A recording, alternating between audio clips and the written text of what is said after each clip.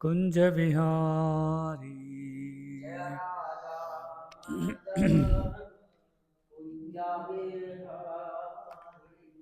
जयो राधा माधव कुंज विहारी।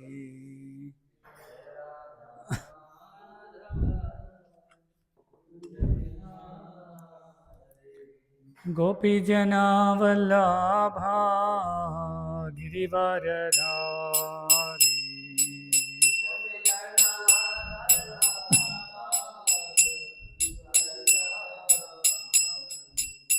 गोपी जना वल्लभा गिरिवरधारी।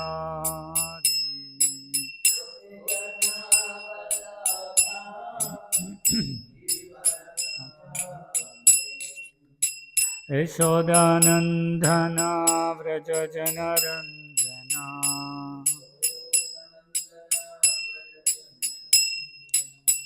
यशोदानंदना व्रज जनरंजना।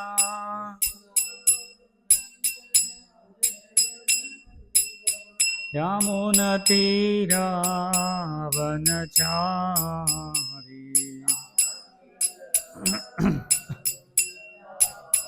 यमुनतीरावनचारी।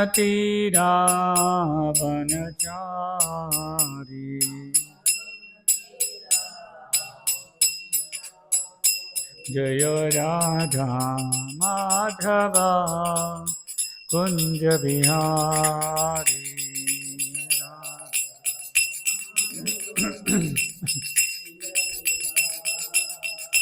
जय राधा माधव कुंज विहारी।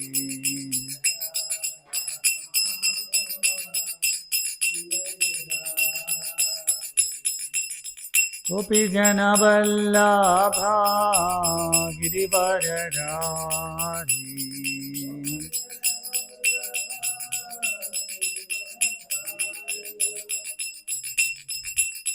गोपी जन वल्लभा गिरिवरधारी।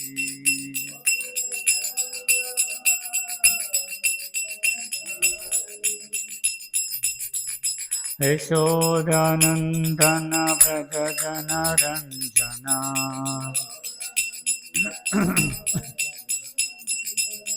यशोदानंदन व्रज जनरंजना।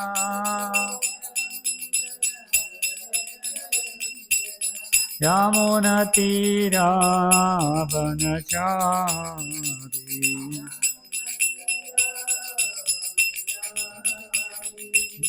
यमुनतीरावनचारी। जय राधा माधव कुंज विहारी। राधा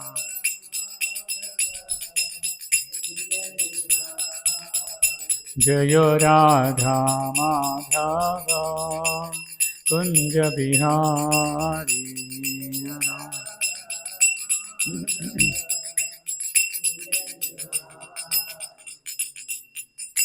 जहाँ विष्णुपाद परमहंस परिव्राजकाचार्य अष्टोत्तर श्रीमद् अभय चरणारविंद भक्ति वेदांत स्वामी श्रील प्रभुपाद की ग्रंथराज श्रीमद् भागवतम की जय। ओम नमो भगवते वासुदेवाय।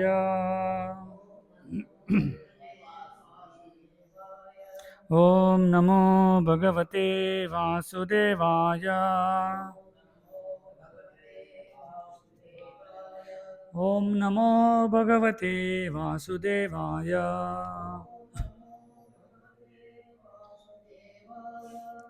చదువుతున్నది చతుర్థ స్కందం శ్రీమద్ భాగవతము చతుర్థ స్కందం అధ్యాయం 4 శ్లోకం సంఖ్య 2. సుహృద్దృక్ష ప్రతిఘాత దుర్మణ స్నేహాత్ రుదతి అశ్రుకళా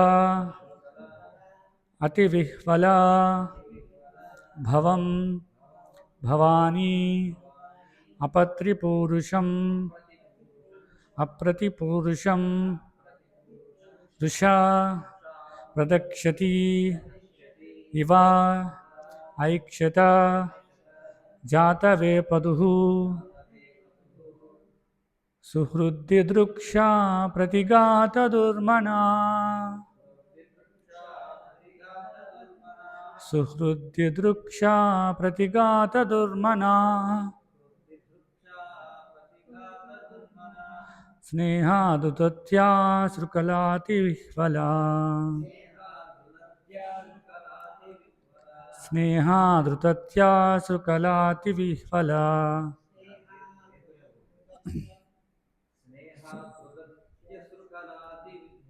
స్నేహాదృతత్య శృకలాతివిహ్వలా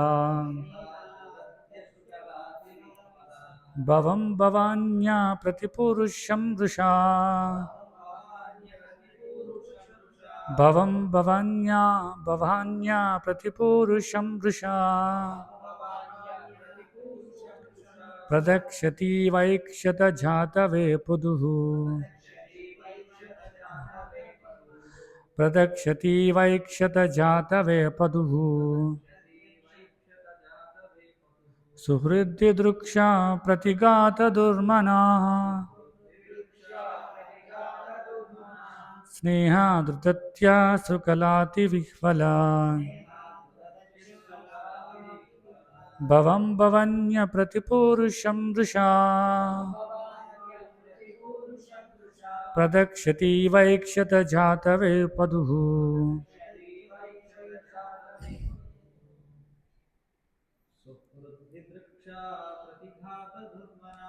సుహృద్దిదృక్షా ప్రతిఘాతదుర్మనా స్నేహాదృతత్య శృకలాతివిహ్వలా భవం భవాన్య ప్రతిపురుషం వృషా ప్రదక్షతి వైక్షత జాతవే పదుః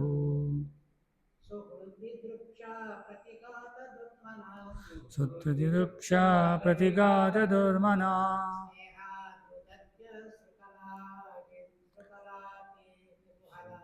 స్నేహాదృతత్యా శృకలాతివిహ్వలా భవం భవన్య ప్రతిపురుషం వృషా ప్రదక్షతి వైక్షత జాతవే పదుః ఆన్లైన్లో నుంచి చదువుతారు. హరే కృష్ణ. సుహృద్దిదృక్షా ప్రతిఘాతదుర్మనా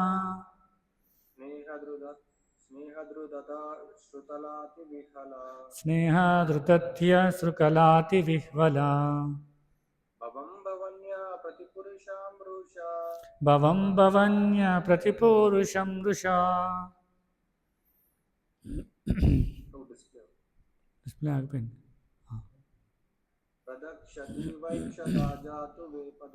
ప్రదక్షతి వైక్షత జాతవే పదుః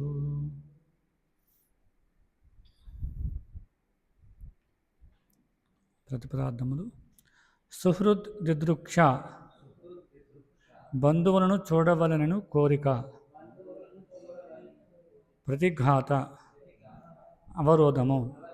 దుర్మనాహ దుఃఖిత అయి. స్నేహాత్ అనురాగం వలన. రుదతి రోధించెను. అశ్రుకల కన్నీరు కార్చుచు. అతివిహ్వల అతి విహ్వలయై. భవం శివుని. భవాని సతీదేవి. అప్రతిపూరుషం అసమానుడు. వృష క్రోధముతో. ప్రదక్షతి భస్మము. ఇవ చేయునున్నది అనినట్లు. ఐక్షత గాంచెను. జాతవేపదుః వణుకుచు. భావము మరియు భాష్యము ఇచ్చినటువంటి వారు అభయచరణ అరవింద భక్తి వేదాంత స్వామి శ్రీల ప్రభుపాద్. అనువాదం. పుట్టింట బంధువులను చూడకుండగా నిలువరింపబడినందులకు సతీదేవి మిగులు దుఃఖితయ్యను. వారి ఎడగల గాఢానురాగం వలన ఆమె కన్నీరు కార్చాను. కంపించుచు అతి విహ్వలయ్యై ఆమె చూపుతో భస్మము చేయుచున్నదా అన్నట్లు తన అసాధారణమగు భర్తను అనగా శివుణ్ణి కోపముతో గాంచెను. భాష్యము. ఈ శ్లోకం నందు వాడబడిన అప్రతిపూరుషం అను పదమునకు అసమానుడని భావము. గుణములో శివునికి సమానుడైన వాడు భౌతిక జగత్తులో ఎవడునూ లేడు. తన భర్త సర్వులేడా సమముగా వర్తించువాడని సతీదేవి ఎరుగును. అయినచో తండ్రి గుహనమునకు విడల అనుమతించినంతగా అతడేలా భార్య ఈ విషయమును నిర్దయుడయ్యను. ఇదే ఆమెకు సహింపరానంత దుఃఖమును కారణమయ్యను. తన చూపుతో అతనిని భస్మము చేయుచున్నదా అన్నట్లు ఆమె భర్తను క్రోధముతో గాంచెను. వేరే మాటల్లో చెప్పవలనచో శివుడు అనగా ఆత్మ కనుక ఆమె ఆత్మహత్యకు సిద్ధపడినది ఇచ్చట సూచితమైనది. అనగా శివుని అను పదమునకు ఆత్మయను అర్థం కలదు. అప్రతిపురుషం అను పదమునకు శత్రురహితుడు అని వేరొక అర్థం కలదు. తనకు అనుమతి నొసగ శివుని సమ్మతింపజాలనందున సతీదేవి స్త్రీ యొక్క చివరి ఆయుధమైన ఏడుపును ఆరంభించను. ఆ ఏడుపు సాధారణముగా భార్య యొక్క ప్రస్తావనను భర్త అంగీకరించినట్లుగా చేయును. ఓమజ్ఞానతిమిరాంధస్య జ్ఞానాంజనశలాకయ చక్షుర్మిలితం ఏన తస్మై శ్రీ గురవే నమః. వందేహం శ్రీగురో శ్రీయుతపదకమలం శ్రీగురూన్ వైష్ణవాంచ శ్రీరూపం సాగరజాతం సహగణ రఘునాథాన్వితం తం సజీవం సాద్వైతం సావధూతం పరిజనసహితం కృష్ణచైతన్యదేవం శ్రీరాధాకృష్ణపాదాన్ సహగణ లలిత శ్రీ విశాఖాన్వితాంచ. నమవం విష్ణుపాదాయ కృష్ణప్రేష్ఠాయ భూతలే శ్రీమతే భక్తి వికాస స్వామి నితినామని. నమవం విష్ణుపాదాయ కృష్ణప్రేష్ఠాయ భూతలే శ్రీమతే భక్తి వేదాంత స్వామి నితినామని. నమస్తే సారస్వతే దేవే గౌరవాణి ప్రచారిణి నిర్విశేష శూన్యవాది పాశ్చాత్య దేశతారిణి. జయ శ్రీకృష్ణ చైతన్య ప్రభు నిత్యానంద శ్రీ అద్వైత గదాధర శ్రీవాసాది గౌరభక్త బృంద. హరే కృష్ణ కృష్ణ కృష్ణ హరే హరే హరే రామ రామ రామ హరే హరే. శ్రీమద్ భాగవతము చతుర్థ స్కందం అధ్యాయం 4. అధ్యాయం పేరు సతీదేవి దేహత్యాగము. 2వ శ్లోకం మనం చర్చిస్తున్నాం. మొదటి శ్లోకంలో ఏం జరిగిందంటే సతీదేవి సందిగ్ధావస్థలో ఉంది. అంటే తను చాలా కారణాలు చెప్పింది ఇంటికి వెళ్ళడానికి, పుట్టింటికి వెళ్ళడం కోసం. శివుణ్ణి ఎంతగానో బ్రతిమాలుతూ ఉంది. తను కూడా రమ్మని చెప్పి కోరుకుంటుంది. అందరూ వెళ్తున్నారు కాబట్టి ఇంకా చాలా కారణాలు. ఎందుకంటే తండ్రి ఇంటికి వెళ్ళడానికి ఎవరు ఆహ్వానించవసరం లేదు, ఇలా ఎన్నో కారణాలు చెప్తూ ఉంది. కానీ శివుడు ఒప్పుకోవట్లేదు. కాబట్టి అమ్మాయి ఏం చేస్తుంది, సందిగ్ధావస్థలో ఉండి ఏం చేస్తుందంటే వెళ్ళాలా వద్దా అని ఏం చేస్తుంది, గుమ్మం బయటకు వెళ్తుంది, లోపలికి వస్తుంది. ఇక్కడ అదే కాంపౌండ్ పెండులం అంటున్నారు. అంటే గడియారంలో మనం పూర్వం గడియారాలు ఇలా ఊగుతూ ఉండేవి అనమాట. సో అలా ఊగుతుంది అని చెప్పి ఇక్కడ వివరించారు. అది మొదటి శ్లోకంలో చెప్తున్నారు అనమాట. ఆమె ఏం చేస్తుందంటే మనసు చంచలము కాగా ఉయ్యాల అటు ఇటు ఊగినట్లుగా ఇంటి బయటికి లోపలికి ఆమె చరించసాగిందని చెప్తున్నారు కదా. ఎందుకంటే ఆమెకు చాలా ఉత్సాహం ఉంది ఇంటికి వెళ్ళాలని. పూర్వం కింద శ్లోకంలో కూడా చర్చించారు ఎలా స్త్రీ యొక్క ప్రవృత్తి ఎలా ఉంటుంది అనే విషయాన్ని. నేను ఇంటికి వెళ్ళాలని కోరుకున్నప్పుడు ఎవరు చెప్పినా ఒప్పుకోరన్నమాట. ఒక్కొక్కసారి సొసైటీలో చూస్తాం, ఇంటికి వెళ్ళాలని కోరుకుంటుంది కానీ భర్త ఒప్పుకోడు. అప్పుడు భార్య వెంటనే గొడవ పడడం ఇష్టం లేక వంటింట్లోకి వెళ్ళి శబ్దాలు చేస్తుంటుంది. దాని అర్థం ఏంటంటే కోపం వచ్చింది. భర్త ఒప్పుకోవట్లేదు కానీ ఇంటికి వెళ్ళాలని ఉంది. కానీ ఎలా వ్యక్తం చేస్తుంది, ఇంట్లో పాత్రలు తోమినప్పుడు గట్టిగా విసురుతూ ఉంటుంది. సౌండ్ వస్తుంది. అప్పుడు భర్తకు అర్థం అవుతుందో ఈమె కోపం వచ్చింది కాబట్టి పంపేస్తే బెటర్. లేదా పాత్రలన్నీ పగిలిపోతే వంటలో ఉప్పు ఉండదు, కారం ఉండదు, రుచిగా ఆహారం ఉండదని భయం వేసి ఎందుకులే 2 రోజులు పంపిస్తారు. ఎందుకంటే ఇక్కడ చెప్తున్నారు, ఈ శ్లోకంలో భాషలో చివరిలో చెప్తున్నారు, అది స్త్రీ యొక్క చివరి ఆయుధం అంట. సరే ఎన్నో ప్రయత్నాలు చేస్తుంటారు, అది సక్సెస్ కాలేదనుకోండి ఏం చేస్తారు, ఏడవడం మొదలు పెడతారు, లేదా కోపాన్ని ప్రదర్శిస్తుంటారు అన్నమాట. కాబట్టి ఇక్కడ అందరూ సతీదేవి అందరినీ చూస్తుంది. ఏమైంది ఏంటంటే అందరూ వెళ్ళడం అంతా చూసి ఏం చేస్తుందంటే ఇక్కడ చెప్తున్నారు అతి విహ్వల అని చెప్తున్నారు. అంటే ఆమె ఏం చేసింది, విహ్వల అయ్యింది. అంటే ఒక విధంగా కోపాన్ని ప్రదర్శిస్తున్నాడు, కోపం వస్తుందన్నమాట. ఎందుకంటే భర్త ఒప్పుకోవట్లేదు ఎన్ని ప్రయత్నాలు చేసినా కదా. ఇలా మనం పురాణాల్లో కూడా చూడొచ్చు, ఎన్నో రకాలుగా భర్త ఒప్పుకోకపోతే కోపాన్ని ప్రదర్శించినట్టు. భాగవతం ఇలాంటి గ్రంథాలు మనం చాలా చూడొచ్చు అనమాట. ఇంకా ఇక్కడ మనం ఇలా చూసినట్లయితే ముఖ్యంగా స్త్రీ సాధారణంగా ఒక విషయాన్ని కోరుకుంటే అది చేసే వరకు విడిచిపెట్టరన్నమాట. అది మంచి జరుగుతుందా, చెడు జరుగుతుందా, దానివల్ల ఏం పర్యవసనం ఏమవుతుంది అని ఆలోచించే శక్తిని కోల్పోతారన్నమాట. ఎప్పుడైతే కోరిక కలుగుతుందో ఆ కోరిక నెరవేరే వరకు కూడా అది నెరవేర్చుకోరన్నమాట. చివరికి ఎలా అయిపోతుందంటే దానివల్ల ఏదో దుఃఖం ఎదురైతే అప్పుడు భర్త చెప్తాను, నేను చెప్పాను వినలేదు, ఇందుకోసమే నేను చెప్పాను కానీ నువ్వు వినలేదు. ఎందుకు వినరంటే అది సహజ స్వభావం అనమాట. ఎందుకంటే పిల్లల లాంటి ఆలోచన, పిల్లల లాంటి మనస్తత్వం ఉంటుందన్నమాట. కాబట్టి మనం ఇదే ఉదాహరణ రామాయణం కూడా చూడవచ్చు. రామాయణంలో సీతాదేవి, సీతమ్మ వారు మనం చూసినట్లయితే ఆమె జనక మహారాజు యొక్క పుత్రిక కదా, జనకపురం నుంచి వచ్చినటువంటిది. అక్కడ ఎంతో వైవిధ్యం కూడుకున్నటువంటి అక్కడ భవనాలు కానీ ఎక్కడ లోటు అనేది ఉండదు. అంటే చాలా ధనిక కుటుంబం నుంచి వచ్చినటువంటి స్త్రీ అనమాట. ఆమె ఎంత గారాభంగా పెంచారు అంటే ఆమెకి ఏమీ తెలియదు అనమాట. అంటే ఎంతో ఐశ్వర్యవంతంగా పెరిగినటువంటి స్త్రీ అనమాట. ఎప్పుడైతే వివాహం అవుతుందో, వివాహం అయిన తర్వాత కూడా ఎక్కడికి వస్తుంది కదా, దశరథ మహారాజు దగ్గరికి వస్తుంది. అక్కడ కూడా ఎలా ఉంటుంది, అక్కడ కూడా పెద్ద పెద్ద రాజభవనాలు అంతా ఐశ్వర్యవంతంగా ఉంటాయి. కానీ ఎప్పుడైతే అరణ్యవాసానికి వెళ్ళాలో ఆమె అన్నిటినీ త్యజిస్తుంది, వైరాగ్యాన్ని ప్రదర్శిస్తుంది. ఆమె ఇప్పుడు నేను ఎంత గొప్ప కుటుంబం నుంచి వచ్చాను, నేను అరణ్యవాసానికి వెళ్ళడం ఏంటి, నా భర్త వెళ్తే వెళ్ళండి, నేను ఎందుకు వెళ్ళాలి అని అనుకోలే. చాలా గొప్ప వైరాగ్యాన్ని ప్రదర్శించింది, భర్తతో పాటే అరణ్యవాసానికి వెళ్ళింది. ఇంత గొప్ప జ్ఞానము, ఇంత గొప్ప వైరాగ్యము అన్నీ ఉన్నటువంటి సీతాదేవి ఒక్క పరిస్థితుల్లో మాత్రము ఏమవుతుంది, కొంచెం కలతకు గురవుతుంది కదా.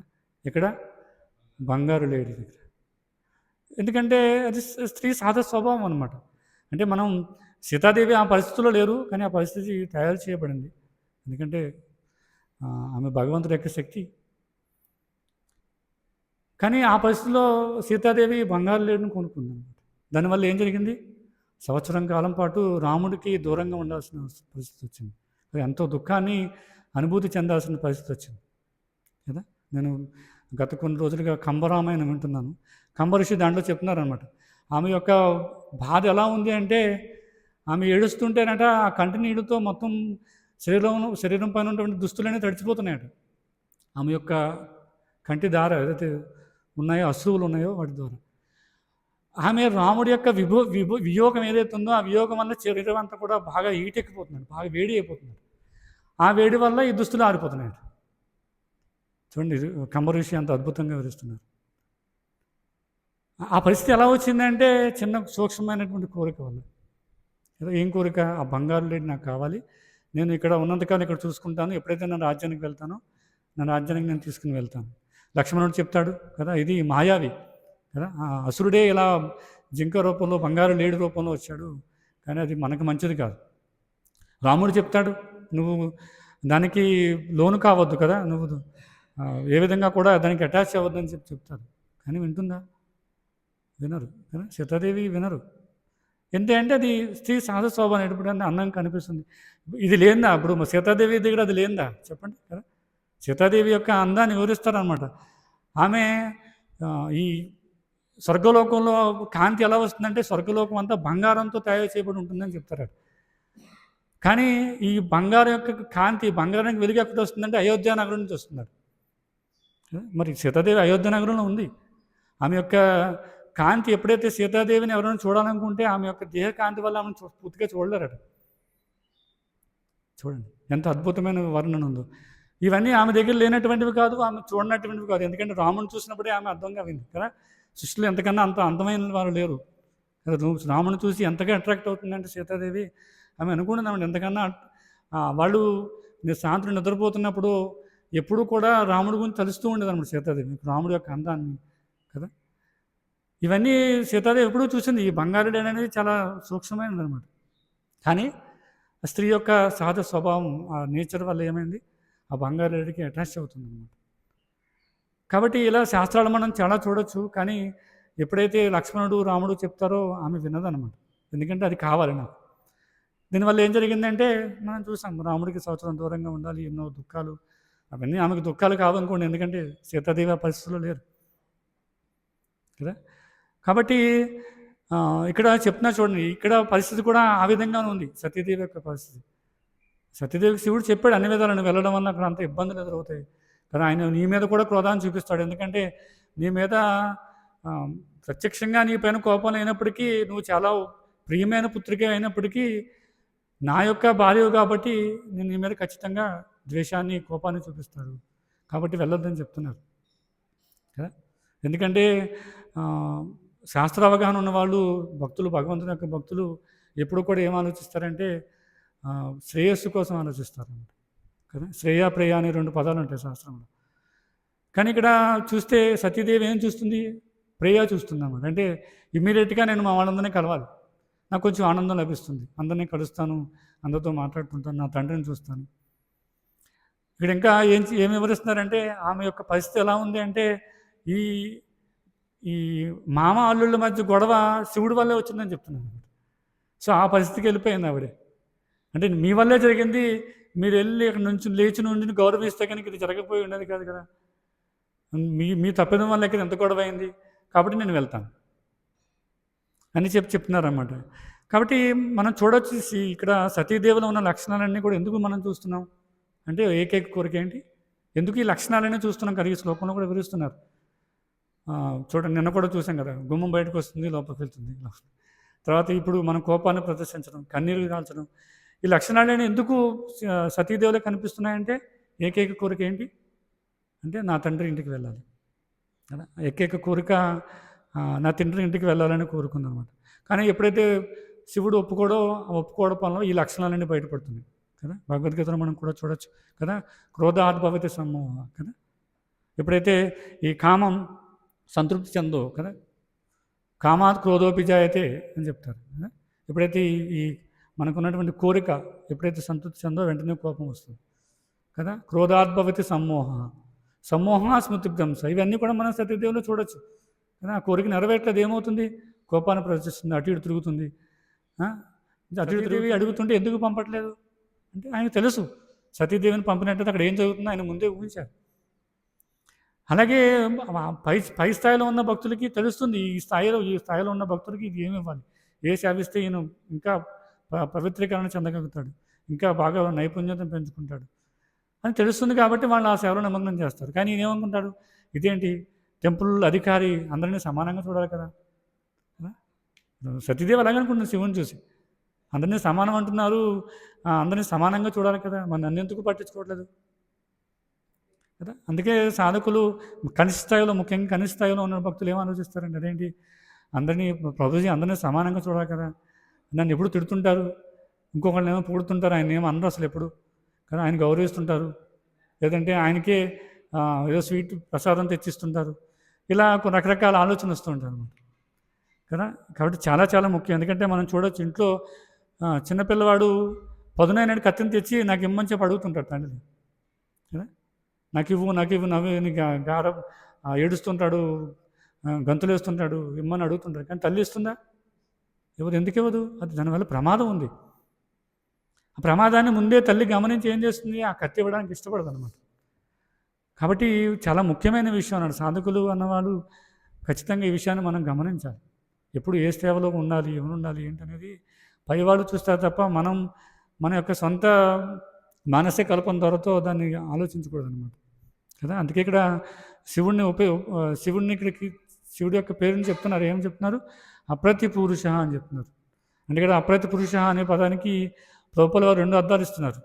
మొదటి అర్థం ఏంటంటే, గుణములలో ఆయనతో ఈ భౌతిక ప్రపంచంలో ఎవరు కూడా ఆయనతో సమానమైన వ్యక్తి లేరాడు. ఎందుకంటే శాస్త్రాలు చెప్తున్నాయి కదా. ఎందుకంటే వైష్ణవులకి అన్ని గుణాలు, అన్ని సమలక్షణాలు సంపూర్ణంగా ఉంటాయి. వైష్ణవులను మించినటువంటి గుణ సంపన్నుడు ఎవరు ఉండరు భౌతిక ప్రపంచంలో.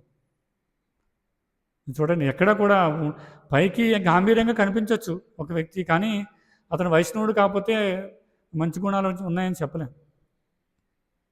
అది సంభవం కాదు. పైకి మాత్రం వ్యవహారం బాగుంటుంది కదా, పైకి హుందాగా కనిపిస్తుంటారు. చూడండి మన రాజకీయ నాయకులు, సినిమా యాక్టర్స్, లేదా మంచి ధనికమైన కుటుంబంలో ఉన్న వ్యక్తులు, వీళ్ళందరూ సామాజిక కార్యక్రమాలు చేస్తున్నట్టు కనిపిస్తుంటారు. చాలా మంచివాళ్ళు, మంచి లక్షణాలు అంటే కనిపిస్తుంటాయి. కానీ ఎప్పుడైతే వాళ్ళతో మాట్లాడతామో కదా, ఎప్పుడైతే వాళ్ళ దగ్గరికి వెళ్ళి భగవద్గీత గురించో, భాగవతం గురించో, భగవంతుడి గురించి చెప్తున్నాం, అప్పుడు వాళ్ళ లక్షణాలు బయటపడతాయి. వెంటనే వాళ్ళ లక్షణాన్ని బయటపడతాయి. ఎప్పుడు వాళ్ళతో మాట్లాడితే అర్థమవుతుంది, వాళ్ళ వ్యవహారం చూస్తే అర్థమవుతుంది. ఇప్పుడు ఉదాహరణ చూడండి, ప్రభుపాల్ వారిని ఒకసారి ప్రవచనం ఇవ్వడానికి ఆహ్వానిస్తారు ఒక సంఘం వారు. స్టేజ్ పైన కూర్చుంటారు, ప్రభుపాల్ వారు ప్రవచనం ఇస్తారు. ప్రవచనం ఇచ్చిన తర్వాత వచ్చి కూర్చుంటారు. తర్వాత ఒక మాయావాది ప్రవచనం ఇవ్వడానికి వెళ్తుంటే అక్కడ ఒక టేబుల్ ఫ్యాను ఆన్ చేసి ఉంటుంది, సౌండ్ వస్తుంటుంది. ఆ మాయావాది ఏది చెప్తున్నాడో అది వినపడట్లేదు ప్రభుపాల్. కాబట్టి అక్కడ ఉన్న అసిస్టెంట్ని పిలిచి ఫ్యాన్ ఆపమని చెప్తారు. ఎందుకంటే ఆయన చూడడానికి ఎలా ఉన్నాడు, మంచి కాషాయం వేసుకున్నాడు, మంచి వక్తలాగా మంచి భగవంతుడి గురించి చెప్పే విధంగా అనిపిస్తున్నాడు. ప్రభుపాల్ ఏం చెప్తారు, ఏం చెప్తున్నారో విందాం అనుకుంటారు. కానీ ఎప్పుడైతే చెప్పడం మొదలు పెడతారో ప్రభుపాల్ ఏం చెప్తారంటే ఆ అసిస్టెంట్ని పిలిచి స్విచ్ ఆన్ ద ఫ్యాన్ అంటారు. అంటే అర్థం ఏంటి, అతను మాట్లాడేదంతా కూడా మాయావాదం అనమాట, భగవంతుడి గురించి చెప్పట్లేదు ఆయన. కాబట్టి చూడడానికి అన్ని లక్షణాలు ఉన్నవి కనిపిస్తాయి, కానీ అవి మంచి లక్షణాలు కాదని చెప్తున్నాను. అది వైష్ణవులో మాత్రమే ఉంటాయి కదా. మనం చూడొచ్చు చైతన్య చరితామృతంలో వైష్ణవుల యొక్క ముఖ్యమైనటువంటి 26 లక్షణాల గురించి వివరిస్తారు. అవన్నీ కూడా ఎవరిలో ఉంటాయి అంటే సంపూర్ణంగా అవి భగవంతుడి యొక్క భక్తుడు వైష్ణవుల్లో మాత్రమే ఉంటాయి. ఈ సాధారణ భౌతిక ప్రపంచంలో ఏ స్థాయిలో ఉన్న వ్యక్తి కూడా ఇవి ఉండవు కదా. అని ఖచ్చితంగా 4 లోపాలు ఉంటాయి, అవి లేకుండా భౌతిక ప్రపంచంలో ఎవరు ఉండరు. కానీ లోపం లేని వ్యక్తి ఎవరంటే వైష్ణవుడు. ముఖ్యంగా ఇక్కడ చెప్తున్న వైష్ణవాన మెధాశంభు, శివుడికి అలాంటి చెడు లక్షణాలు ఏమీ లేవు. కాబట్టి ఇక్కడ ఏం చెప్తున్నారు, అప్రతి పురుష అంటే గుణములలో శివునికి సమానమైన వ్యక్తి భౌతిక ప్రపంచంలో లేడట. ఇంకొక అర్థం ఏంటంటే అతను సర్వులేడ సమానంగా ఉంటాడట, అంటే సమానమైన భావాన్ని కలిగి ఉంటాడు. ఆయనకి వ్యత్యాసం చూపడు కదా. వ్యత్యాసం చూపేవాడైతే అసలు మనం ఇన్ని స్కందాలు చదవాల్సి, ఇన్ని అధ్యాయాలు చదవాల్సిన అవసరం లేదు కదా. ఆయన వ్యత్యాసం చూపినట్టయితే ఏమోను, ఆ సభలో ఎప్పుడైతే శివుని దూషిస్తున్నాడో వెంటనే ఆయన సంహరించేసి వచ్చేది. ఆయనకేం పెద్ద పని ఏం కాదు, చాలా సులభం ఆయనకి కదా, చాలా సులభం. ఆయన దక్షుడు మామగారిని చంపడం అంటే ఆయన సులభమైన కార్యక్రమం ఆయనకి. కానీ ఆయన ఏం చేస్తున్నాడు, ఆయన ఎప్పుడు కూడా భగవత్ చైతన్యంలో భగవంతుడి యొక్క నామాన్ని జపిస్తూ ప్రశాంతంగా ఉంటాడు. ఆయన అందరినీ కూడా సమానంగా చూస్తాడు కదా. పండిత సమదర్శన భగవద్గీతలో కూడా వస్తుంది. కాబట్టి ఆయన అప్రతి పురుష అనే పదానికి ఇంకో అర్థం ఏంటంటే అందరినీ కూడా సమానంగా చూస్తాడు. కానీ ఇక్కడ సతీదేవి యొక్క వాగ్వాదం ఏంటంటే, ఎందుకు మరి నన్ను మాత్రం అలా చూడట్లేదు, అందరికీ అన్నీ కావాల్సినవి ఇస్తున్నారు, కానీ నన్ను ఎందుకు అలా చూడట్లేదు కదా. మన శాస్త్రంలో చూడవచ్చు, శివుడు యొక్క అనుయాయులు అందరూ కూడా చాలా ఐశ్వర్యవంతంగా ఉంటారండి కదా. విష్ణు యొక్క అనుయాయులు, విష్ణు యొక్క భక్తులు అందరూ కూడా పేదవాళ్ళ కదా, ధనం లేనట్లుగా, ఐశ్వర్యం లేనట్టుగా అనిపిస్తుంటారు. మరి శివుడు ఏమో ఆయన అనుయాయులు అందరికీ కూడా ఐశ్వర్యాన్ని ఇస్తున్నాడు, ఏది కావాలో కోరికలు తీస్తున్నాడు, అన్నీ చేస్తున్నాడు, మరి నన్ను ఎందుకు పట్టించుకోవట్లేదు కదా. అందుకే ఆయనకి కోపం వచ్చిందనమాట. అందుకే చూడండి, ఈ అప్రతి పురుష అనే పదానికి అర్థం ఏంటంటే ఆయన ఈ భౌతికమైన విషయాల పట్ల ఆయన కలతకు చెందడు అనమాట. కదా సతీదేవి చూడండి ఎన్నో కారణాలు చెప్తుంది, ఇంటికి తీసుకెళ్ళడం కోసం ఎన్నో చెప్తుంది. ఆయన కూడా వెళ్ళొచ్చు కదా. సాధారణంగా ఎలా ఉంటుంది, ఒక వివాహం ఎవరైనా ఆహ్వానించారంటే ఇద్దరూ రెడీ అవుతారు, భార్యాభర్తలు. సమాజంలో మనం చూడవచ్చు, ఎవరైనా ఇంటికి వివాహానికి పిలిచారనుకోండి, వాళ్ళ దగ్గర బంధువులు ఎవరైనా ఏం చేస్తారు, ముఖ్యంగా ఇంట్లో వివాహం అయితే, అంటే ఇంట్లో తన సొంత సోదరుడు, చెల్లో ఎవరి ఇంట్లో వివాహం అయితే ఏం చేస్తారు, కొన్ని రోజుల ముందే వెళ్ళిపోతుంది ఆమె కదా. భర్తను కూడా తీసుకుని వెళ్ళిపోతుంటారు. ఇద్దరు చక్కగా కావాల్సిన బట్టలన్నీ కొనుక్కుంటారు, బంగారం కొనుక్కుంటారు, అన్నీ ఏదో ఒక సంబరంలో చేస్తారు అన్నమాట. ఇద్దరు కలిసే వెళ్తారు, ఎందుకంటే చూపించుకోవడానికి, ఒక విధంగా మనకి ఉన్నవన్నీ చూపించుకోవడానికి రకరకాల కారణాలు ఉంటాయి. కాబట్టి ఇక్కడ శివుడు మాత్రం ఆ విధమైనటువంటి కారణాలతో, ఆ విధమైనటువంటి కోరికలతో ఎక్కడ కూడా ఆయన ప్రలోభానికి లోను కాలేదన్నమాట కదా. అందుకే ఎన్నో కారణాలు చెప్పినా కూడా ఆయన ఏమాత్రం వినలేదు. కానీ సతీదేవి మాత్రం ఏం చేస్తుంది, ఇవన్నీ లాభం లేదు. ఎందుకంటే ఎన్ని కారణాలు చెప్పి ఏం చేసామో, శివుడు మాత్రం కొంచెం కూడా ఆయన ఆలోచించట్లేదు. కొంచెం కూడా నా తండ్రి ఇంటికి రావడానికి ఏ విధంగా కూడా ఆలోచించట్లేదు. ఎందుకంటే ఆయన ఆయన పేరు ఇక్కడ చెప్తున్నారు అప్రతి పురుష అనేమి కొంచెం కూడా టెంప్ట్ కారనమాట. కాబట్టి ఇంకా సతీదేవికి చివరి ఆయుధం ఏంటి అంటే కదా ఏడవడం మాత్రమే కదా. అందుకే చెప్తున్నారు చివరి ఆయుధం ఇక్కడ వేడడం మాత్రమే అని చెప్తున్నారు. చూడండి ఇక్కడ సతీదేవికి అనేక లక్షణాలు ఆమె యొక్క శరీరంలో కనిపిస్తున్నాయి కదా. ఏం చెప్తున్నారు ఇక్కడ చూడండి, జాతవేపదుహు అని చెప్తున్నారు. జాతవేపదు అంటే వణుకుతూ ఉందంట. ఎందుకు? కోరిక కలిగింది కానీ శివుడు ఒప్పుకోవట్లా. ఇంకేం జరిగింది? అతి విహ్వల అంటే అతి విహ్వల అయింది. ఇంకేం చెప్తుంది? రుదతి అంటే రోధించింది. చూడండి ఎన్ని లక్షణాలు బయటపడుతున్నాయి. చూడండి అశ్రు కళ కన్నీరు కాలుస్తూ ఉంది. భగవద్గీతలో మనం చూడొచ్చు కదా. భగవద్గీతలో కూడా మొదటి అధ్యాయంలో మనం చూసినట్టయితే అక్కడ వివరిస్తా అర్జునుడి యొక్క పరిస్థితి కదా. వేపదుచ్చ శరీరమే రోమహర్షి జాయితే గాంధీవం సంస్థతే హస్తాత్ కదా. తక్ఫైజ పరిదహ్యతే అని చెప్తారు. అంటే అర్జున లక్షణాలు కూడా చెప్తున్నారు. ఏం చెప్తున్నారు? వేపదుచ్చ శరీరమే అంటే శరీరం కంపిస్తూ ఉందట కదా. రోమహర్షి రోమాలు ఎక్కబడుచుకుంటూ ఉన్నాయి. ఆయన ఒక లక్షణాలు వివరిస్తున్నాయి. గాంధీవం చేతిలో ఉన్న గాంధీవం పడిపోతుంది అనమాట. ఇంకేం చెప్తున్నారు? చర్మం మండిపోతూ ఉంది కదా. త్వచ్చైవ అంటారు, అంటే చర్మం మండిపోతూ ఉంది. ఇవే లక్షణాలు మనం ఇక్కడ కూడా చూడొచ్చు. అక్కడ ఆయన యొక్క లక్షణాలు ఎందుకు వచ్చాయి? యుద్ధం చేయాలి, తనకి ఇష్టం లేదు. తన కోరిక ఏంటి? కుటుంబ సభ్యులతో ఆనందంగా ఉండాలి కదా. మనం ఆ శ్లోకం యొక్క భాషలో ప్రభుపాల చివరిలో రాస్తారు. ఏం రాస్తారు? అర్జున్లో ఉన్న లక్షణాలన్నీ కూడా మనం చూసినట్లయితే ఇవన్నీ కూడా అర్జున్లో ఉన్నటువంటి దేహాత్మ బుద్ధి వల్ల కలుగుతున్నాయి కదా. అర్జునుడి యొక్క కోరిక ఏంటి? దేహాత్మ బుద్ధి. శరీరంతో చూస్తున్నాడు, ఈ శరీరానికి సంబంధించిన బంధువులను చూస్తున్నాడు కదా, గురువులను చూస్తున్నాడు, తాతల్ని, మేనమామల్ని, అందరినీ చూస్తున్నాడు. చూసి ఏమనుకున్నాను? యుద్ధం చేయను, అందరితో ఆనందంగా ఉంటాను. అదేగా చెప్తాడు అర్జునుడు, నేను యుద్ధం చేస్తాను, గెలుస్తాను, కానీ ఈ ఆనందాన్ని పంచుకోవడానికి ఎవరు ఉండరు. ఇంకా యుద్ధం చేసి గెలవడం వల్ల ఉపయోగం ఉంది కాబట్టి నేను యుద్ధం చేయను. ఇలా ఎన్నో కారణాలు చెప్తాడు. ఆయన కోరిక ఏంటి అంటే నేను యుద్ధం చేయకుండా ప్రశాంతంగా నన్ను ఒకవేళ శత్రువులు నన్ను చంపేసినా కూడా నేను దీనికి యుద్ధం చేయడానికి సిద్ధంగానని చెప్తాడు అన్నమాట. అదే లక్షణాలు ఇక్కడ మనం సతీదేవి దగ్గర కూడా చూడవచ్చు. సతీదేవి కూడా అలాగే చూడండి, ఏడుస్తూ ఉంది, శరీరం కంపిస్తూ ఉందట. ఎన్నో లక్షణాలు కనిపిస్తున్నాయి. ఎందుకు? తండ్రి ఇంటికి వెళ్ళమంటే వెళ్తాను అంటే ఒప్పుకోలేదు. కాబట్టి ఇక్కడ ముఖ్యమైన కారణం అంటే దేహాత్మ బుద్ధి. కాకపోతే ఇక్కడ వ్యత్యాసం ఎక్కడ మనం గమనించాలంటే, ఎప్పుడైతే అర్జునుల్లో ఇలాంటి లక్షణాలు కనిపించాయో ఈ లక్షణాలను గుర్తించినటువంటి కృష్ణుడు ఆయనకి ఉపదేశం ఇచ్చారు. మొదటి 2 అధ్యాయాలు మనం మొదటి అధ్యాయంలో అర్జునుడు యుద్ధం చేపడడానికి కారణాలు, లేకపోతే అర్జునులో శరీరంలో కనిపించినటువంటి లక్షణాలు ఇవన్నీ మనం చూస్తాం. ఎప్పుడైతే 2వ అధ్యాయంలో కృష్ణుడికి అర్జునుడు ఉపదేశాలు ఇస్తాడో, ఆత్మబోధ చేస్తాడో, అప్పుడు అర్జునుడికి అర్థమవుతుంది కదా. అందుకే అర్థమై ఏం చేస్తాడు? శిష్యస్తేహం సాధిమాం త్వాం ప్రపన్నం అని చెప్తాడు. నేను నీకు శరణాగతులైన శిష్యుడిని ఇప్పుడు నుంచి నువ్వేం చెప్తే చేస్తానని చెప్తాను. అప్పుడు ఎన్ని కారణాలు చెప్పాడు? నువ్వేమో నీ సొంత బంధువుల్ని మిత్రుల్ని చంపలేదు.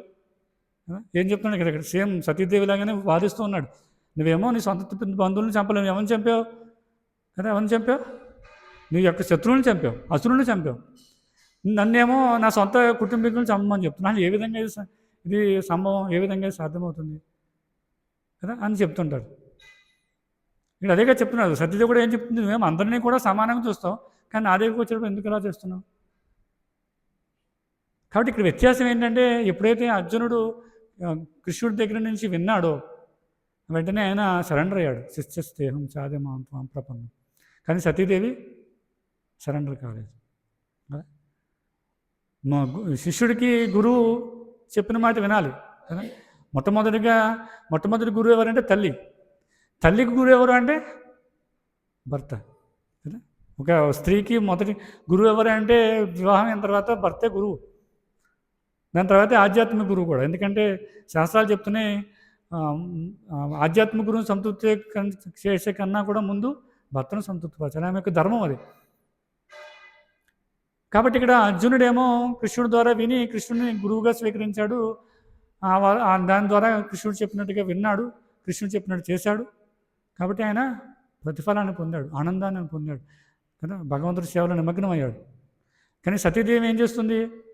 భర్త మాట వినట్లేదు, భర్తను గురువుగా స్వీకరించట్లేదు. తర్వాత శ్లోకంలో చూస్తే ఏం చేస్తుంది? ఆయన చాలా కోపంతో బయటికి నిర్తూస్తూ బయటికి వెళ్ళిపోయిందట కదా. ఆమె ఏం చేస్తుంది? ఇక్కడ చూడండి, ఇక్కడ అందుకే నెక్స్ట్ శ్లోకంలో చెప్తున్నా, అనురాగవశమున అర్ధభాగం నోసుకున్నవాడు అయినటువంటి శివుణ్ణి వదిలేసి శోకము మరియు క్రోధం వల్ల దీర్ఘ నిట్టూర్పు విడుచుతూ తండ్రి గృహంలోకి ఎగిపోయింది. వదిలేసి వెళ్ళిపోయింది. అర్జునుడు యుద్ధం వదిలేసి వెళ్ళిపోయాడా? వెళ్ళలేదు. చూడండి ఎంత వ్యత్యాసం ఉంది. కారణం ఏంటి అంటే ఆ గురువుని స్వీకరించే విధానంలో తేడా ఉంది. చాలా చాలా ముఖ్యమైన విషయం అండి. అందుకే మనం చూడొచ్చు, చైతన్య చరితామృతంలో కూడా ఒక సన్నివేశం ఉంది. చైతన్య మహాప్రభు ఎప్పుడైతే బృందావనంకి వెళ్తున్నారో ఆ సమయంలో ఆయన కూడా బలభద్ర భట్టాచార్య అని ఒక భక్తులను తీసుకెళ్తారన్నమాట. తీసుకెళ్ళినప్పుడు అక్కడ బృందావనంలో ఉంటారు. ఒకరోజు బలభద్ర భట్టాచార్య అడుగుతారనమాట, ఏమని, నేను యమునా నది దగ్గరికి వెళ్తాను సాయంత్రం సమయంలో, అక్కడ ఖాళీగా జరిగిన సందర్భాలు అవన్నీ చూస్తాను. అందరూ చెప్తున్నారు అక్కడ కృష్ణుడు ప్రత్యక్షమై అందరికీ కూడా సాక్షాత్కారం కలుగజేస్తాడు, అందరూ కృష్ణుడిని చూస్తున్నారట. ఆ విషయం అడిగి నేను పర్మిషన్ తీసుకోవడానికి కోసం చైతన్య మహాప్రభు దగ్గరికి వెళ్తే చైతన్య మహాప్రభు ఒకటి లాగిపెట్టి ఒకటి పిగుతారు. నీకు తెలియదా, నీకు ఎంత పండితుడు, నీకు తెలియదా ఇక్కడ ఏం చెబుతుందో తెలియదా? ఎందుకంటే అదంతా కూడా జనాలు సృష్టించారనమాట. నిజంగా కృష్ణుడు నేరుగా వచ్చి అది చూడగలిగే శక్తి అక్కడ జరగట్లేదు అనమాట. ఎందుకంటే సాయంత్రం సమయంలో ఎవరు అటువైపు పడవ వేసుకుని వెళ్తూ చేపలు పట్టే వాళ్ళు ఎవరో లైట్ వేసుకెళ్తే దాన్ని అలాగే అందరూ చూసి ఏమంటారు దాన్ని, దాన్ని సృష్టించారనమాట. వెళ్ళొద్దని చెప్పి ఖండిస్తారు. ఆయనకి అర్థమవుతుందో ఇది చైతన్య మహాప్రభు చెప్తున్నారు. కాబట్టి మనం ఎప్పుడైతే ఒక పెద్దవాళ్ళు మనకన్నా పై స్థాయిలో ఉన్న వాళ్ళు చెప్తారో అర్థం చేసుకోవాలి. చాలా చాలా ముఖ్యమైన విషయం అన్నమాట. లేదంటే ఏమవుతుంది చూడండి, సతీదేవి యొక్క వివరణ, సీతాదేవి, వీరందరూ ఏమవుతుందంటే ఒక పరిస్థితిలో ఈ దేహాత్మబుద్ధి కారణంగాను అజ్ఞాన కారణంగా ఏం చేస్తారంటే వినడానికి ఇష్టపడరు అన్నమాట. మొదట్లో అర్జునుడు కూడా వినలేదు. కొన్ని కారణాలు చెప్తున్నా కూడా ఆయన ఇంకా 2వ అధ్యాయం చివరిలో కూడా కొన్ని కారణాలు చెప్తాడు చివరిలో కదా. ఏం చేశాడు, అన్ని అంతా ఎక్స్ప్లెయిన్ చేసినా కూడా, ఆత్మబోధన చేసినా కూడా చివరిలో ఏం చేశాడు, చివరి శ్లోకంలో ఏం చేస్తాడు, ఆ గాంధీవం ఆ రథం పైన వదిలేసి చతులు పడిపోతాడు. అప్పుడు కూడా సందేహమే. కానీ తర్వాత ఎప్పుడైతే పూర్తిగా ఇంకా శరణాగతి పొంది అన్ని వినడం, అన్ని రకాలుగా భగవంతుడి నుంచి విన్నాడో అప్పుడు వెంటనే అర్థమవుతుంది ఈ విషయం తెలుసుకుని అప్పుడు భగవంతుడి సేవలో నిమగ్నం అవుతాడు. భగవంతుని పూర్తిగా శరణాగతి పొందుతాడు. భగవంతుని పూర్తిగా గురువుగా స్వీకరిస్తాడనమాట. కొంచెం కూడా సందేహం ఉండకూడదు. అప్పుడే సందేహం ఉంటే ఏమవుతుందంటే ఇలా విపరీత పరిణామాలు ఎదుర్కోవాల్సి వస్తుంది అనమాట. ఎన్నో ఇబ్బందులు ఎదుర్కొంటాయి, మానసికంగా క్షోభని అనుభవించాల్సిన అవసరం ఉంటుంది. ఎందుకంటే ఒక గురువుని అర్థం చేసుకోవడం చాలా చాలా కష్టం, శాస్త్రాలు చెప్తున్నాయి. ఎందుకంటే గురువు స్థాయి వేరు, వాళ్ళు ఉండే ఆలోచన, వాళ్ళ యొక్క పరిస్థితి అదంతా కూడా, ఎందుకంటే వాళ్ళకి బాధ్యతలు ఎక్కువ ఉంటాయి కదా. నేను వింటూ ఉంటాను అన్నమాట. ఒక్కొక్కసారి అడుగుతుంటారు, ఇదేంటి అలా ఏంటి అని అడుగుతుంటారు, ఇలా చేస్తుంటారు అలా చేస్తుంది, సందేహాలు వస్తుంటాయి అన్నమాట. కానీ ఇది చాలా కష్టం అర్థం చేసుకోవడం. ఎప్పుడు ఎలా బిహేవ్ చేస్తారు, ఎప్పుడు ఎలా మాట్లాడతారు, ఎప్పుడు ఎలా ఉంటారు కదా. సడన్గా రూల్స్ మారుస్తున్నట్టు కనిపిస్తుంటుంది కదా. సడన్గా ఈరోజు ఇది కాదు అది చెప్తుంటారు. ఇలా ఎందుకు కన్ఫ్యూజ్ చేస్తుంటారు, ఇలా ఎందుకు మారుస్తుంటారు, ఎందుకు ఇలా జరుగుతుందంటే ఇది కనిష్ట స్థాయిలో ఉన్న వాళ్ళకి అర్థం కాదనమాట. అర్థం కాదు అది. ఎందుకంటే నిన్న ఇది చేసాం, నిన్న ఈ సమయానికి ఇది చేయట్లేదు, మార్చేశారు, కన్ఫ్యూజ్ అయిపోతున్నాం, ఇబ్బంది అయిపోతుంది, ఇలా ఎన్నో కంప్లైంట్స్ చేస్తుంటారన్నమాట. కానీ అది ఎందుకు జరుగుతుంది, అసలు ఎందుకు ఈ వ్యక్తి ఎందుకు ఇలా మార్పులు చేయడం, అయితే ఇలా ఎందుకు బిహేవ్ చేస్తున్నారు అనే విషయం అర్థం చేసుకోవడం చాలా చాలా కష్టం. కానీ అర్థం చేసుకోవాల్సిన విషయం ఏంటంటే ఎందుకు అలా చేస్తున్నారంటే అది కృష్ణ చైతన్యంలో ఇంకా ఏదో మెరుగుపరచడం కోసం, కృష్ణ చైతన్యం ఇంకా ముందుకు తీసుకెళ్ళడం కోసం, ప్రచారాన్ని ఇంకా ముందుకు తీసుకెళ్ళడం కోసం ప్రయత్నాలు తప్ప దీనిలో ఆ వ్యక్తికి ఏ విధమైన స్వలాభం ఉండదన్నమాట.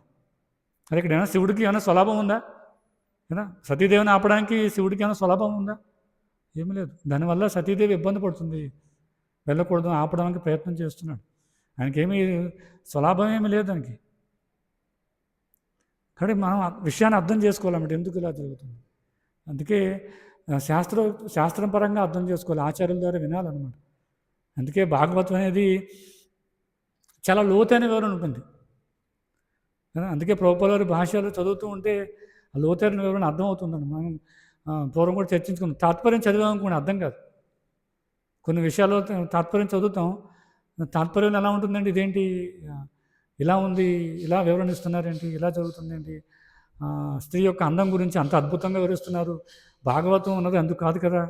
భాగవతంలో స్త్రీ యొక్క నడుము భాగం గురించి, వక్షోజాల గురించి, ఇలా అన్నిటి గురించి వివరిస్తున్నారు. ఆ తాత్పర్యంలో ఎందుకు ఇలా జరుగుతుంది, మనం దీనివల్ల ఉద్వేగానికి లోనే అవకాశం ఉంది కదా అనిపిస్తుంది. కానీ ఎప్పుడైతే ప్రభుపాద వారి భాషను చదువుతామో అప్పుడు అర్థమవుతుంది ఇదంతా కూడా మాయ.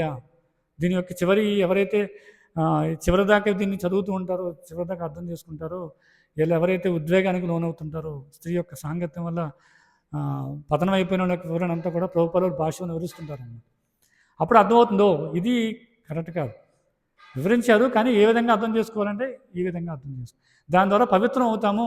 ఎప్పుడైతే భగవద్ లీలను అర్థం చేసుకుంటామో అది కొంచెం ఉద్వేగాన్ని లోన్ చేసే విధంగా ఉన్నప్పటికీ దాన్ని ఎప్పుడు చదువుతూ నిరంతరం అర్థం చేసుకుంటూ ఉంటాము, భాషను చదువుతూ ఉంటామో అప్పుడు దాని నుంచి బయటపడతాం అనమాట కదా. మనం పూర్వం కూడా చర్చించుకున్నాం. ఎవరు విషమిస్తారు కదా, ఎవరు దుర్యోధనుడు విషమిస్తారు. విషమిచ్చినప్పుడు ఏం జరుగుతుంది, ఆయన తీసుకెళ్ళి గంగలో పడేస్తారు. భీముడు కదా, భీముడికి విషమిస్తారు, గంగలో పడేస్తారు. ఆ గంగలో పడేసిన తర్వాత ఏమవుతుంది, అక్కడ ఉన్న సర్పాలన్నీ కూడా భీముని కాటేయడం వల్ల ఆ సర్పంలో ఉన్న విష ప్రభావం వల్ల భీముల్లో ఉన్న విష ప్రభావం పోతుంది. కాబట్టి ఆచార్యులు చెప్తున్నారు, భాగవతంలో చదవడం వల్ల కొంచెం విష ప్రభావం ఉన్నట్టుగా కనిపించినా మనలో ఉన్నటువంటి విషం, ఆ విషం ఏదైతే ఉందో అది తీసివేస్తుందని చెప్తారు. మంచి ఉదాహరణ ఇస్తారు ఆచార్యులు. కాబట్టి శాస్త్రపరంగా అర్థం చేసుకుని తెలుసుకోవడానికి ప్రయత్నం చేయాలన్నమాట కదా. ఇక్కడ సాధారణంగా ఒక కుటుంబ వ్యవహారం చూసి ఏమనిపిస్తుంది, అదేంటి వెళ్తానంది, ఏదో అర్ధరికి గొడవైంది, భార్యకి సంబంధం ఉంది, కూతురికి సంబంధం ఉంది, వెళ్తే ఇద్దరిని కలుపుతుంది కదా. ఇద్దరిని ఇప్పుడు భర్త దగ్గర నుంచి మామగారిని ఇద్దరిని కలిపే ఏకైక వ్యక్తి ఎవరు? ఇప్పుడు మామగారు యొక్క భార్య అత్తగారు ఎవరైతే ఉన్నారో అత్తగారు అల్లుడికి చెప్పలేదు. అత్తగారు అల్లుడికి చెప్పలేదు, ఎందుకంటే పూర్వం ఆ ట్రెడిషన్ లేదు. అత్తగారు అల్లుడికి నేరుగా కనిపించేవారు కాదనమాట, అసలు ఆ ట్రెడిషన్ లేదు. కాబట్టి అది అత్తగారి వల్ల కాదు.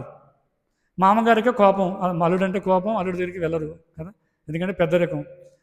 ఈయనకి అంత, నేను అల్లుడిని నన్ను గౌరవించట్లేదు, నేను వెళ్ళనని చెప్తాను. మరి ఇద్దరిని కలిపేది ఎవరు అంటే, అటు తండ్రికి అనుకూలంగా ఉంటూ, తండ్రికి మంచి కూతురుగా ఉండి, ఇక్కడ భర్తకి అనుకూలంగా ఉంటూ ఇద్దరిని కలిపేది ఎవరు? పోన్లేని నాన్నగారు, ఇద్దరినే మీ అల్లుడు గారు కదా, నాకు ఇచ్చి కట్టిపెట్టారు కదా, నన్ను చూసైనా సరే ఆయనతో మాట్లాడాలి కదా, నన్ను చూసైనా ఆయనతో కలవాలి కదా, వదిలేసేయండి అని చెప్పి తండ్రికి చెప్తుంది. ఇక్కడికి వచ్చి పెద్దవారు కదండి, మాకు పాణిగ్రహణం చేశారు, నన్ను మీ ఇంటికి పంపించారు కదండి, ఆయన నాకు ఇవ్వడం వల్ల ఇక్కడ ఉన్నాం కదా, కన్యాదానం చేశారు కాబట్టి ఇక్కడ ఉన్నాను, కాబట్టి పోన్లేండి పెద్దవారు కదా వదిలేద్దాం అని ఇద్దరిని కూడా కన్విన్స్ చేసి ఇద్దరిని కలిపి ఏకైక వ్యక్తి ఎవరంటే భార్య లేదా కూతురు. ఇక్కడ సాధారణ ఎలా ఉంది చూస్తే ఓకే, పంపించేస్తే ఒకవేళ మంచిది అవుతుందేమో, అడుగుతుంది కదా, పంపేస్తే ఏమైపోతుందో అనుకుంటాం. సాధారణంగా కుటుంబ వ్యవహారాలు చూస్తే అలా ఉంటుంది. కానీ లోతుగా భాషను వెళ్తే అర్థమవుతున్నాడు, ఇది ఈమె కొంచెం మాయకు లోనైంది, అక్కడ పరిస్థితి బాగోలేదు, శివుడు ఆ స్థాయిలో లేడు కదా, వివరిస్తున్న శివుడి యొక్క లక్షణాలు. కానీ శివుడు చెప్పినా వినకపోతే ఇబ్బంది ఎదురవుతుందని చెప్పడం కోసము ప్రభుపాదులు భాషలోనే వివరిస్తారన్నమాట. కాబట్టి ఆ విధంగా అర్థం చేసుకోవాలి. హరే కృష్ణ కృష్ణ కృష్ణ హరే హరే, హరే రామ రామ రామ హరే హరే. ఏమన్నా ప్రశ్నలు, సూచనలు? సతీదేవి